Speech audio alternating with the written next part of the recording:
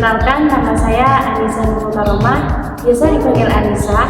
Saya dari kelompok 1. Perkenalkan, nama saya Fariati Zahro, saya dari kelompok 1. Perkenalkan, saya Ismawati dari kelompok 1. Nama saya Afif Nurrohman, biasa dipanggil Afif, saya dari kelompok 1. Perkenalkan, nama saya Fahruddin Zaitullah, biasa dipanggil Fahruddin. Saya dari kelompok 1. Saya dan teman-teman saya akan meneliti tentang UMKM yang ada di Pacitan, yaitu olahan ikan Mama Azam.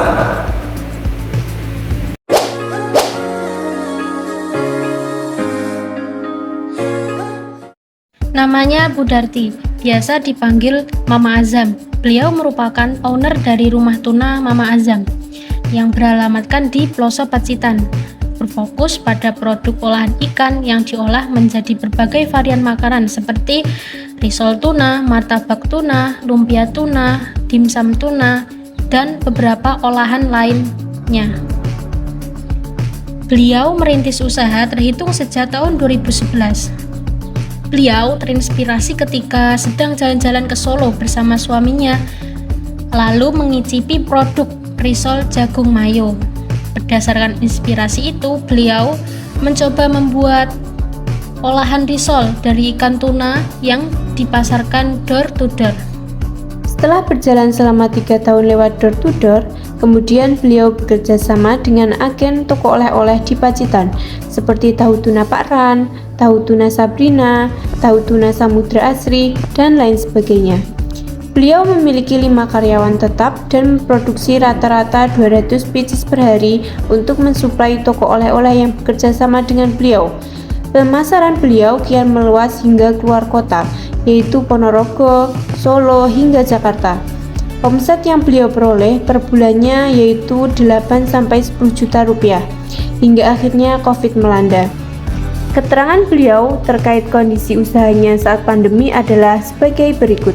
Ibu, sini saya langsung masuk ke pertanyaan saja ya. Yang pertama yaitu apakah pandemi COVID-19 itu sangat berpengaruh terhadap penjualan produk-produk dari Ibu tadi? Amat sangat berpengaruh, karena biasanya kan wisata dari luar kan datang ke Pacitan. Itu yang bisa meningkatkan omset pendapatan kita para UMKM. Tapi karena pandemi, karena mereka tidak datang, otomatis pembeli kan terbatas. Jadi agen-agen pun menjadi sepi. Seperti itu. Memang pandemi itu amat sangat berpengaruh kepada ekonomi masyarakat. Selanjutnya, siapa saja yang terlibat dalam proses produksi produk-produknya Ibu tadi selama COVID-19 tadi? Apakah karyawannya masih tetap sama 5 atau ada berapa yang tidak bekerja? Alhamdulillah masih sama, cuma kadang gini, yang biasanya setiap hari produksi, akhirnya terkadang kita hanya menunggu orderan jeda, kadang libur sehari, nanti masuk lagi, kadang libur 2 hari, nanti masuk lagi, seperti itu. Berarti tidak menentu? Iya, tidak menentu.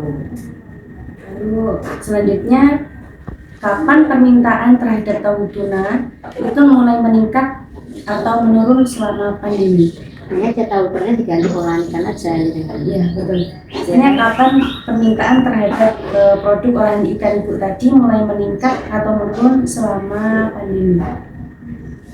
Kalau meningkatnya setelah usai pandemi, otomatis ya meningkatnya. Terus kalau di saat pandemi itu tidak ada peningkatan, tidak ada penurunan, ya hanya di tengah saja. Jadi lempeng saja. Ya. Selanjutnya, bagaimana strategi pemasaran produk yang ditetapkan saat COVID berlangsung? Strateginya itu bagaimana? Pemasarannya online ya. Iya. Jadi kita mungkin lewat media sosial, kita pasang status, kita masukkan di Facebook, di Instagram, dan kita siap delivery. Ya, jadi mereka tidak datang ke kita, tapi kita yang datang kepada mereka. Harus seperti itu caranya memang. Ya, tapi tidak bisa banyak. Ya. Tetap terbatas. Iya, tetap terbatas.